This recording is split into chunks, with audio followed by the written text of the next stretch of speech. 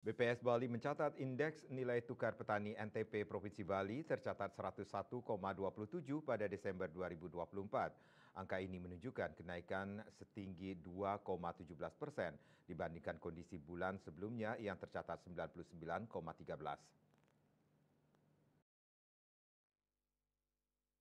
Kenaikan ini dipengaruhi oleh peningkatan indeks yang diterima petani IT sebesar 2,70% dari 122,05 menjadi 125,34 pada Desember 2024, lebih besar dari kenaikan indeks yang dibayar petani IB yang tercatat setinggi 0,52% dibandingkan bulan sebelumnya, dari 123,13 menjadi 123,77 pada Desember 2024. PLT Kepala BPS Provinsi Bali Kade Agus Wirawan di Denpasar menyampaikan indeks NTP Provinsi Bali pada Desember 2024 berada di atas angka 100. Hal ini mengindikasikan bahwa dalam tingkatan tertentu nilai tukar produk yang dihasilkan petani mampu untuk memenuhi kebutuhan rumah tangga petani yang terdiri dari konsumsi rumah tangga dan biaya produksi pertanian. Dari 5 subsektor yang menjadi komponen penyusun indeks NTP Provinsi Bali, terdapat 2 subsektor yang mampu mencapai angka 100 pada Desember 2024, yaitu subsektor hortikultura dan subsektor tanaman perkebunan rakyat.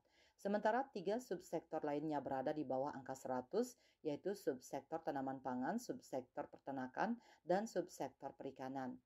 BPS mencatat Desember 2024 indeks nilai tukar petani subsektor tanaman pangan tercatat naik setinggi 0,80% dari 96,91 pada November 2024 menjadi 97,69. Kenaikan indeks NTP pada subsektor tanaman pangan disebabkan oleh indeks yang diterima petani IT yang naik setinggi 1,42%, lebih tinggi dibandingkan kenaikan indeks yang dibayar petani IB tercatat naik setinggi 0,61%. IT tercatat naik dari 119,87 menjadi 121,57 pada Desember 2024. Kenaikan pada IT dipengaruhi oleh naiknya indeks kelompok padi sebesar 1,50% dan naiknya indeks kelompok palawija setinggi 0,17%. Sementara itu, IB tercatat mengalami kenaikan dari 123,69 pada November 2024 menjadi 124,45.